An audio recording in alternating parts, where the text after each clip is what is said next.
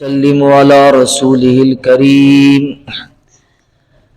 أما بعد فأعوذ بالله من الشيطان الرجيم بسم الله الرحمن الرحيم محمد رسول الله والذين معه أشداء على الكفار رحماء بينهم تراهم ركعا سجدا يبتغون فضلا من الله ورضوانا۔ الحمدللہ ہم معرفت الصحابہ سماعت فرما رہے ہیں۔ صحابہ اکرام کون ہیں، ان کی کیا پہچان ہے، ان کی کیا کیا صفتیں ہیں، کیا قربانیاں ہیں، دین میں کیا ضرورت اور کیا اہمیت ہے، یہ ہم سماعت فرما رہے ہیں۔ نمان بھی آگے آئے نا، یہ ہم ترتیب سے سماعت فرما رہے ہیں۔ لفظ صحابی کی تعریف آپ نے سماعت فرمائی، لفظی معنی جس کے اندر امتی بھی داخل ہوئے، نیک لوگ بھی سب داخل ہوئے۔ پھر ہم نے صحابی کی اصطلاحی تعریف کی، ہم نے اس کے اندر صرف اور صرف رسول اکرم صلی اللہ علیہ وسلم کے ساتھیوں کو خاص رکھا، باقی سب اس سے نکل گئے۔ اور وہ تعریف آپ نے سماعت فرمائی کہ جس نے نبی کریم صلی اللہ علیہ وسلم کی صحبت اختیار کی ہو، آپ کو دیکھا ہو ایمان کی حالت میں، اگرچہ ایک سیکنڈ کے لیے دیکھا ہو، اگرچہ ایک لمحے کے لیے آپ کی صحبت اختیار کی ہو، اللہ اسے صحابی بنا دیتا ہے۔ صحابیت کے مقام سے وہ کیا ہو جاتا ہے جی؟ مالا مال ہو جاتا ہے۔ اب ہم جا رہے ہیں اہل بیت کی طرف۔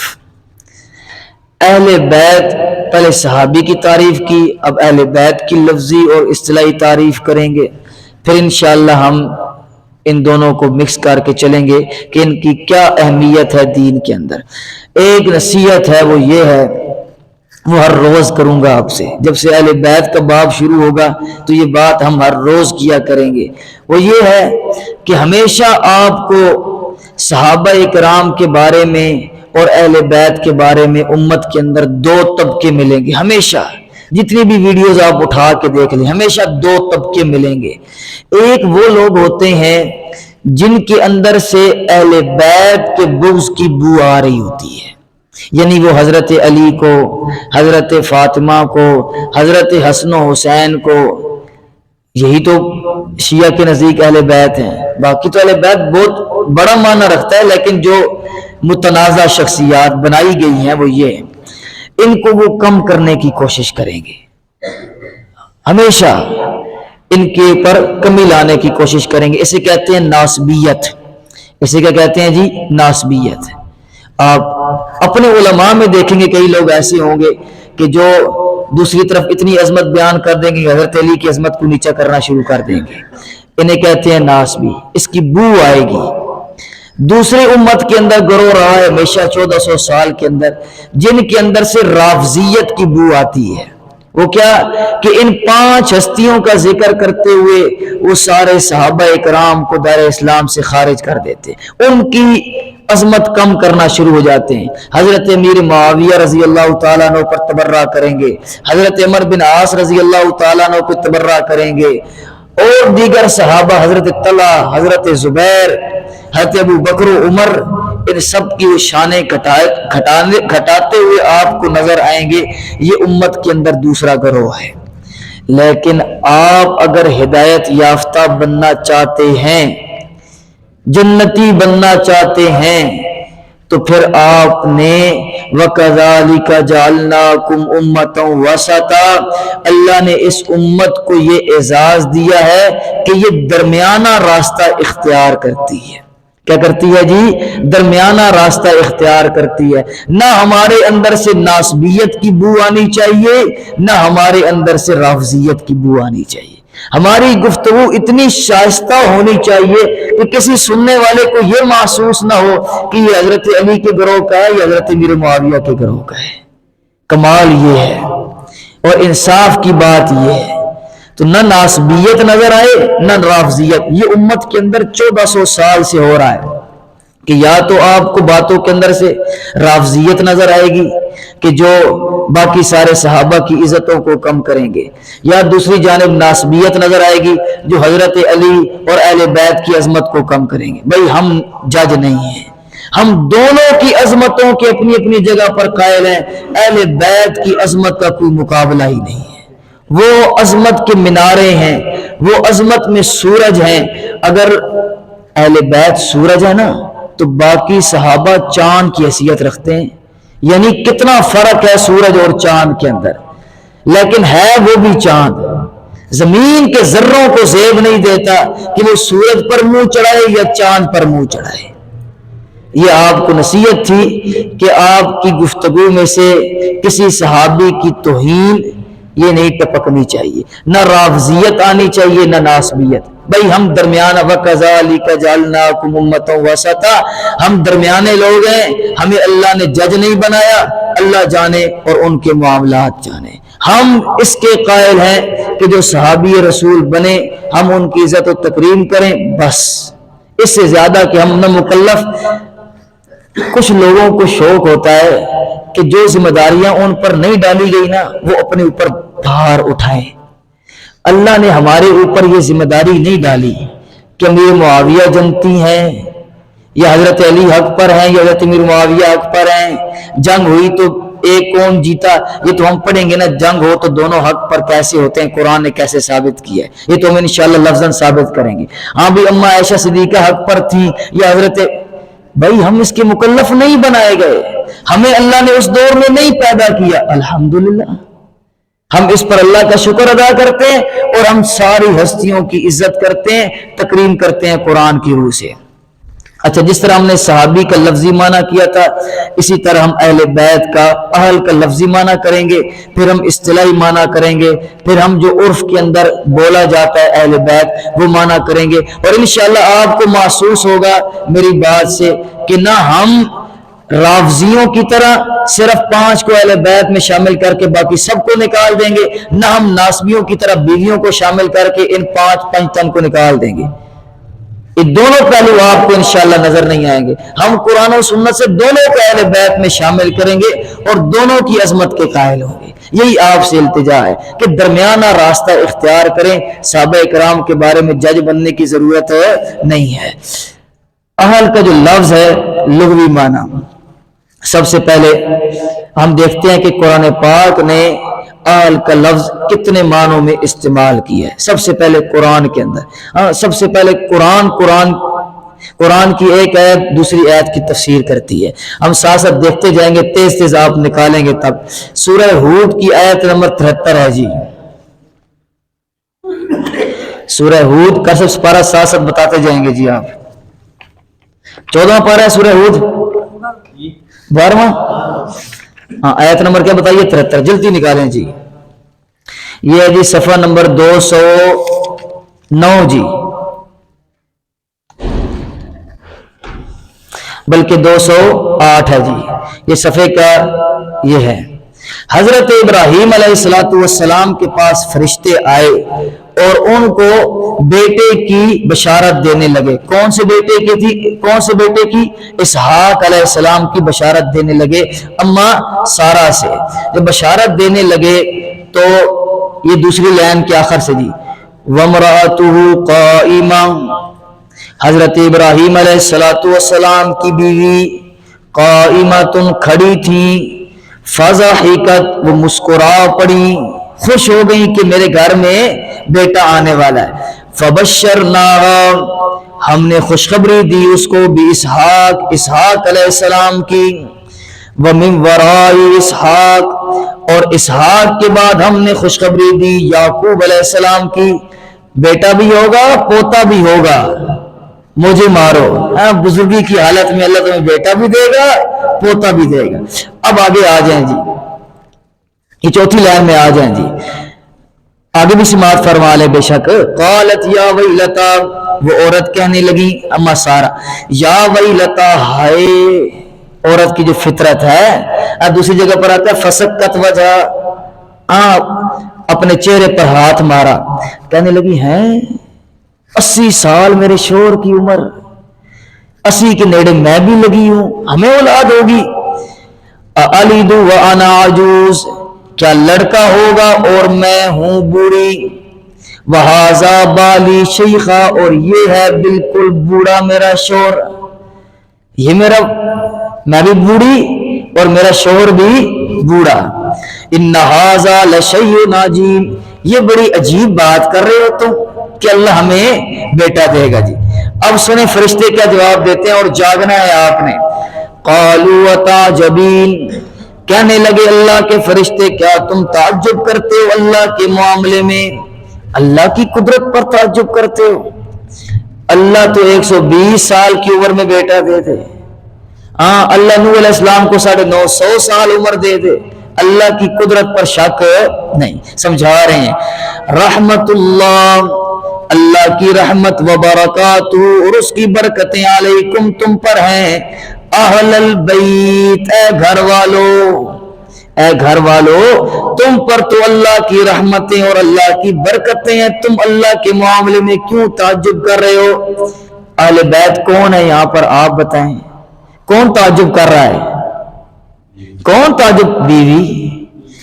بیوی تعجب کر رہی ہے کہ نہیں کر رہی؟ کر رہی ہے، قرآن پاک ہے۔ اور فرشتے کیا کہہ رہے ہیں؟ اہل البیت، کیا کہہ رہے ہیں جی؟ اہل البیت۔ یہ ہم لفظی معنی استعمال سن رہے ہیں، قرآن پاک نے پہلے لفظی طور پر اہل بیت کس پہ بولا ہے جی؟ بیوی پر۔ کس پر بولا ہے جی؟ بیوی پر بولا ہے۔ آگے آ جائیں جی، سورہ یوسف آیت نمبر 25، یہی سے آگے چلے جائیں جی۔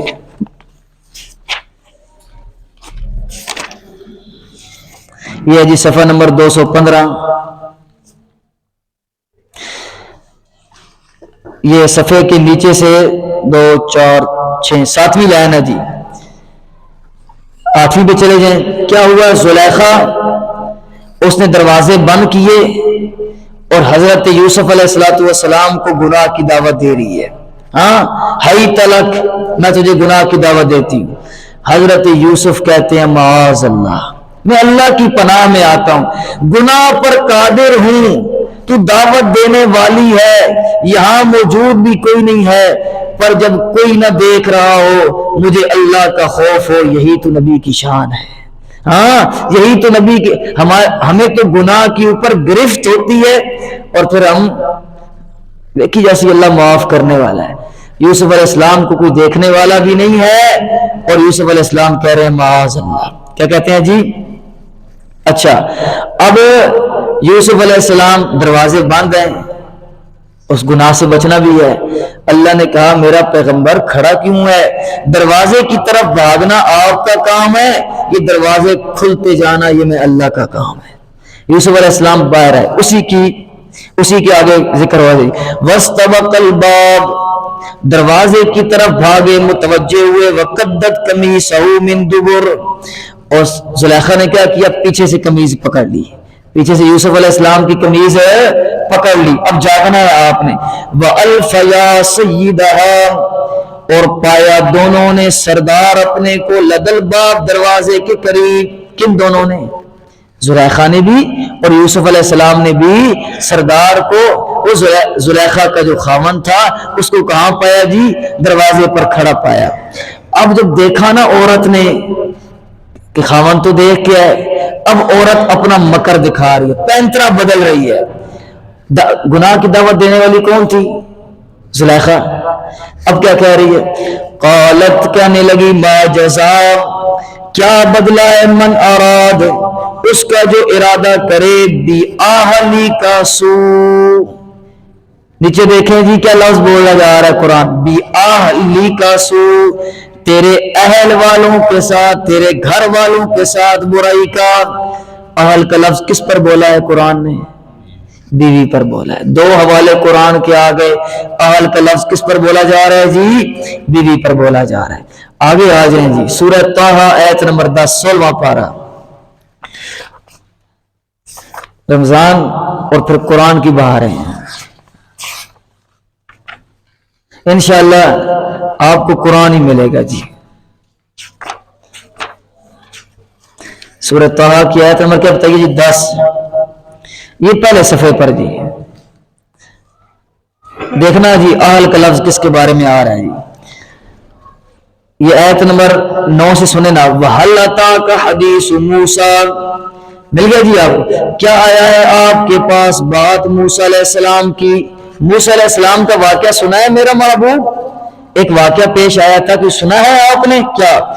اِذْ رَأَىٰ نَارًا, جب دیکھا انہوں نے آگ کو, فقال, کہنے لگے, لِآلِهِ, کیا کہنے لگے؟ اپنے اہل سے, لِآلِهِ, اپنی گھر والی سے کہنے لگے. کیا کہنے لگے؟ امکسو, یہیں ٹھہرو, انی آنست نارا, میں نے آگ محسوس کیا, میں جا کے آگ لے کر آتا ہوں. اہل کا لفظ کس کے بارے میں بولا ہے قرآن نے؟ تیسرا حوالہ بیوی کے بارے میں. 3 حوالے ہو گئے ہیں جی. سورہ ہود جی اب تبدیلی آئے گی کہ اہل کا لفظ کس کے بارے میں بولا گیا. واپس چلے جائیں سورہ ہود پر جی, آیت نمبر 45. صفحہ کھول کے دسیں دیں, یہ ہے جی صفحہ نمبر 205 ہے جی. اب دیکھنا کہ اہل کا لفظ کس کے پر بولا جا رہا ہے جی.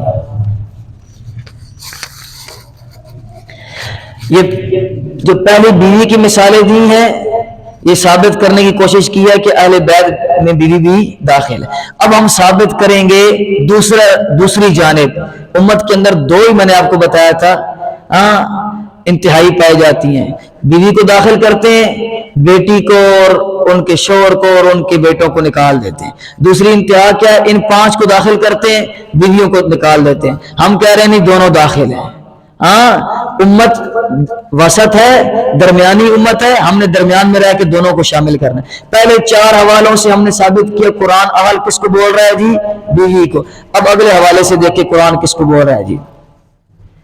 یہ آیت نمبر 45 بتائیے میں نے جی, 46 ہے جی, بلکہ 45 ہی ہے. وَنَادَى نُوحُ الرَّبَّ, طوفان نوح آ گیا. نوح علیہ السلام کا ایک بیٹا کنان, جسے نوح علیہ السلام بڑا پیار کرتے ہیں. نوح علیہ السلام کہتے ہیں میرے بیٹے کشتی پہ سوار ہو جا, تجھے بچا لیتا ہوں اللہ کے حکم سے. کشتی کے اوپر اللہ کا حکم آیا ہے کہ کشتی کے اوپر جو سوار ہوگا وہ کیا ہو جائے گا؟ بچ جائے گا. آ جا, سوار ہو جا.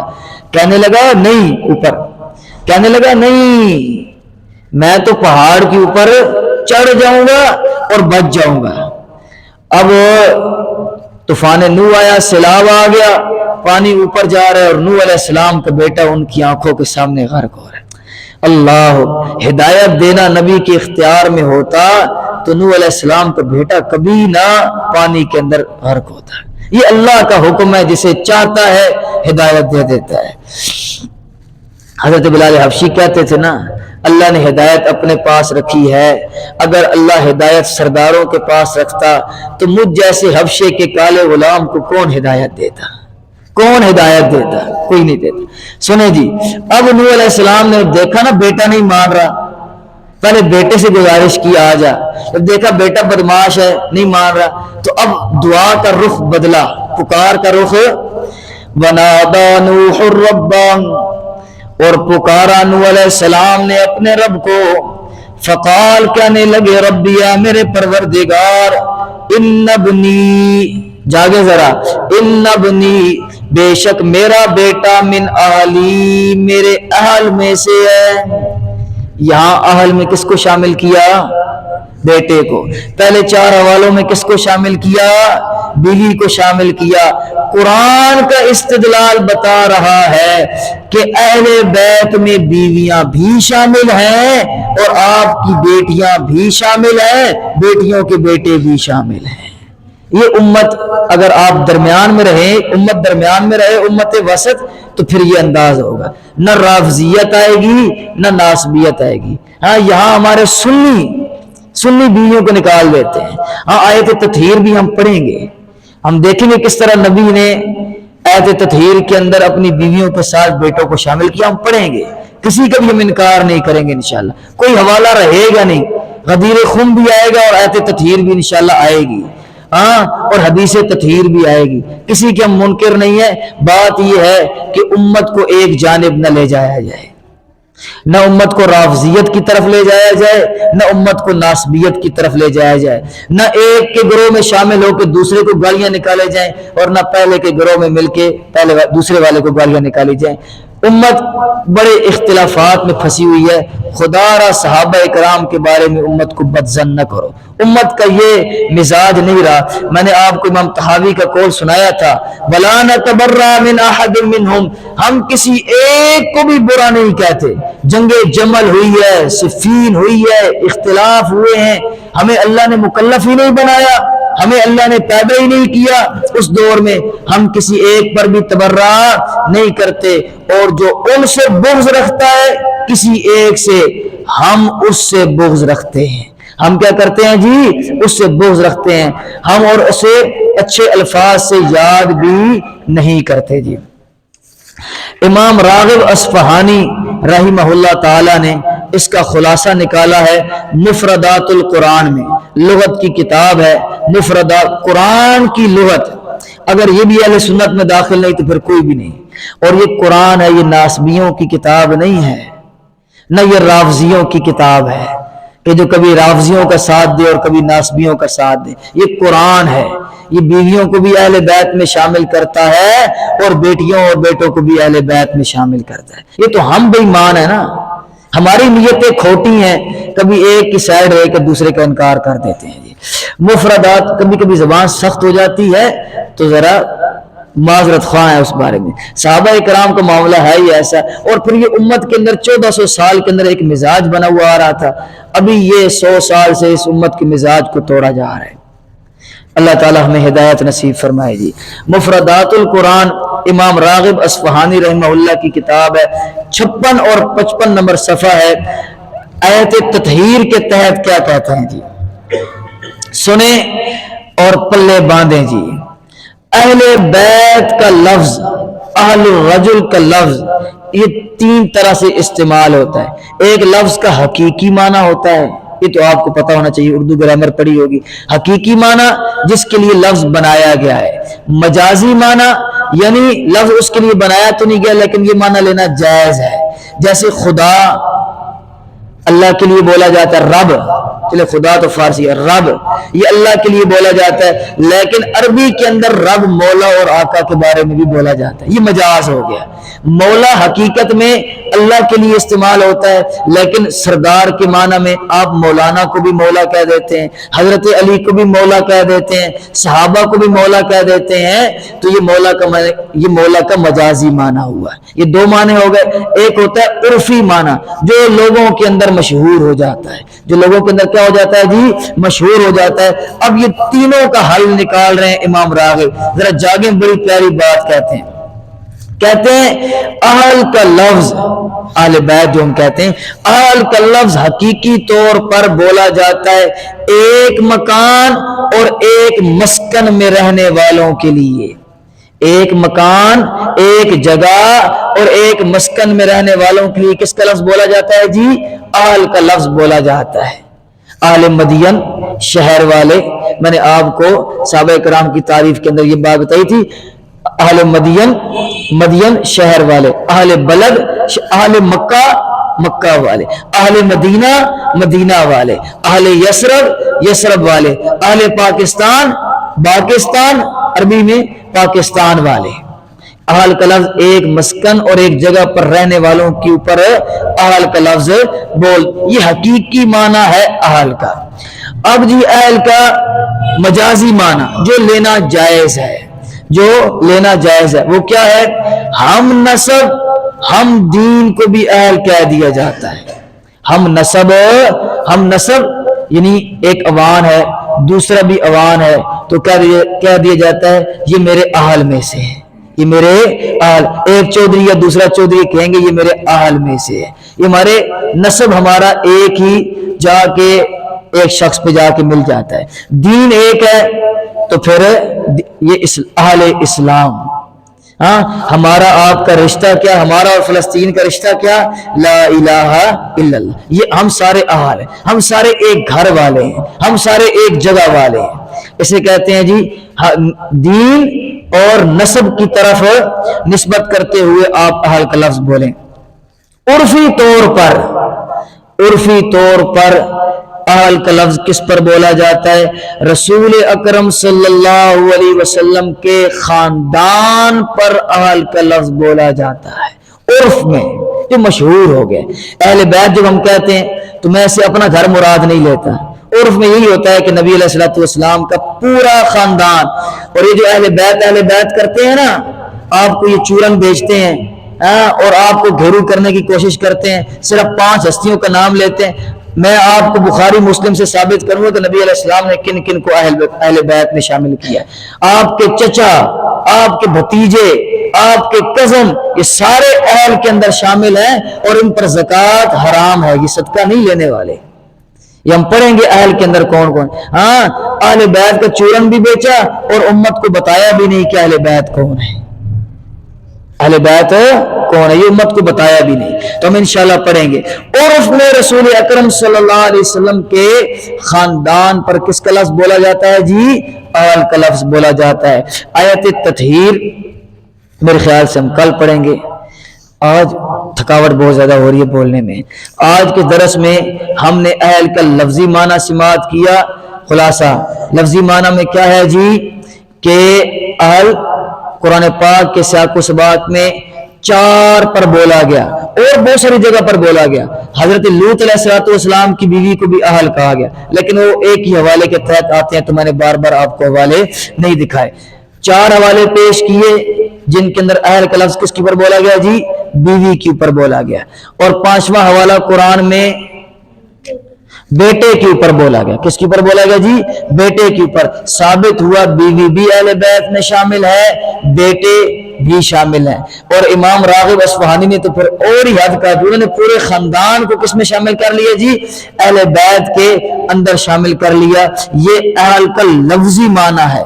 اصطلاحی معنی کیا ہے؟ لفظی معنی کے اندر سارے شامل ہو جاتے ہیں، ہر بندے کے گھر والے شامل ہو گئے۔ جب ہم اصطلاحی معنی کریں گے تو پھر ہم سب کو نکالتے جائیں گے، صرف نبی کریم صلی اللہ علیہ وسلم کا خاندان مبارک رہے گا اور عظمت کے مینارے رہیں گے۔ یاد رکھیے کہ صحابہ اکرام سب فضیلت والے ہیں، لیکن صحابہ اکرام میں سے اہل بیت کو اللہ نے الگ مقام دیا ہے۔ ہاں، یہ عظمت کے مینارے ہیں، ان کا کوئی بھی منکر نہیں ہے، لیکن صحابہ اکرام کا بھی منکر نہیں بننا، بلکہ وسط میں، درمیان میں اعتدال کا راستہ اختیار کرنا ہے کہ ہم اہل بیت کو بھی مانتے ہیں، صحابہ اکرام کو بھی مانتے ہیں، سارے ہماری آنکھوں کے تارے ہیں۔ اگر ان کے اختلاف ہوئے ہیں تو گھر کے آپس میں افراد کے اختلاف ہوتے رہتے ہیں۔ کیوں بھائی نعمان صاحب، آپ 2 بھائی ہیں، آپ کے کوئی اختلاف ہو جائے آپس میں، میں جا کے فیصلہ کرتا ہوں تو آپ مجھے کیا کہیں گے؟ چلو یہاں باہر نکل، تو کون ہے ہمارے درمیان فیصلہ کرنے والا؟ صحابہ اکرام ایک گھر ہے، ان کے اندر اختلاف ہوئے، ہم کون ہے بیچ میں فیصلہ کرنے والے؟ ناج البلاغہ اٹھائیں، حضرت علی کا خطبہ اسی پہ فیصلہ کر لیں، قتلانا و قتلاہ فی الجنہ، ان کے مقتول بھی جنتی ہیں، ہمارے مقتول بھی جنتی ہیں۔ اس سے بڑا کوئی فیصلہ ہو سکتا ہے؟ پھر میں اٹھ کے بولوں کہ کہوں فلانا غلط ہے؟ اور نہ، رمضان کا مہینہ ہے، سارے توبہ کر رہے ہیں، اس بات پر توبہ کریں کہ ہمیں اعتدال کا راستہ اختیار۔ جب اللہ نے ہمیں مکلف نہیں بنایا تو ہمیں جج بننے کی قطعاً ضرورت نہیں ہے۔ اللہ عمل کرنے کی توفیق عطا فرمائے۔